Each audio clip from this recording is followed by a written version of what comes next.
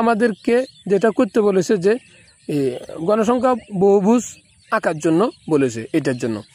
এখন খেয়াল করো, আমরা গণসংখ্যা বহুভুজ এখানে আঁকবো। তার আগে আমরা একটু যদি খেয়াল করি যে এই দুইটা গড় কিন্তু আমাদের উদ্দীপক থেকে, আমাদের অঙ্ক থেকে আমরা কিন্তু এই গড়টা এবং এই গড়টা গণসংখ্যার গড়টা আমরা নিতে পারি। এবং এখানে শুধুমাত্র মাঝখানে আমাদের যে গড়টি রয়েছে সেটার আমরা কাজ করব। কিভাবে করব খেয়াল করো, এখানে মধ্যবিন্দু নির্ণয়ের সূত্র হচ্ছে ঊর্ধ্বমান প্লাস নিম্নমান ভাগ 2। ঊর্ধ্বমান হচ্ছে 36, খেয়াল করো এখানে হচ্ছে ঊর্ধ্বমান হচ্ছে 36 এবং নিম্নমান হচ্ছে 27। এখন এই দুইটাকে যদি আমরা যোগ করি, 6 আর 7 13, 3 হাতে রয়েছে 1, 3 2 5, 5 আর 1 6, 63। এখন 63কে যদি আমি 2 দ্বারা 63কে ভাগ করি তাহলে কি হবে, 3 দুগুণা 6 এবং নামবে আমার 3, তো 2 একে 2, অর্থাৎ এখানে আমাদের 31.5 হবে। তাহলে খেয়াল করো এখানে আমরা কত পেলাম, সংখ্যাটা পাচ্ছি 31.5। এভাবে করে আমাদের প্রত্যেকটা সংখ্যা, এই সংখ্যাটা আমরা যোগ করব, যোগ করে 2 দিয়ে ভাগ দেবো, দেন আমরা সংখ্যাটা পাবো 41.5।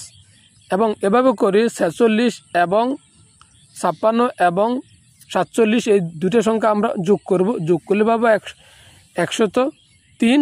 তো 103কে যদি আমি 2 দ্বারা ভাগ করি তাহলে এর রেজাল্ট হবে 51.5। এভাবে করে 66 এবং 57 এই দুটো সংখ্যা আমরা যোগ করব, 2 দ্বারা ভাগ দিলে রেজাল্ট হবে 61.5। এবং 76 এবং 67 এই দুটো সংখ্যা আমরা যোগ করব, যোগ দিয়ে 2 দিয়ে ভাগ দিলে হবে, সূত্র মাফিক 2 দিয়ে ভাগ দিলে হবে 71.5। এবং সর্বশেষ 86 এবং 77 এই দুটো সংখ্যা যোগ করে 2 দিয়ে ভাগ দিলে হবে 81.5। এখন আমরা খেয়াল করি যে আমাদের এখানে ছক কাগজের X অক্ষ বরাবর প্রতি গড়কে শ্রেণীর মধ্যবিন্দুর 2 একক ধরে। এখন ছক কাগজ কোনটাকে বলে, এটা হচ্ছে ছক কাগজ। এখন এখানে বলেছে X অক্ষ কোনটাকে বলে, X অক্ষ হচ্ছে এইটা, অর্থাৎ বাম দিক থেকে ডান দিকে যে অক্ষটা সেটা হচ্ছে X অক্ষ, এইটা হলো X। এবং এই বাম দিক থেকে ডান দিকে যে রেখাটা আসবে সেটা হবে X অক্ষ। তাহলে আমরা এখানে কিন্তু X অক্ষটা বুঝেছি। ছক কাগজে X অক্ষ বরাবর প্রতি গড় বলতে এখানে ক্ষুদ্র ক্ষুদ্র কিছু গড় রয়েছে, খেয়াল করো এখানে একদম ক্ষুদ্র ক্ষুদ্র গড় রয়েছে, সেগুলো হচ্ছে প্রতি গড়। এগুলোকে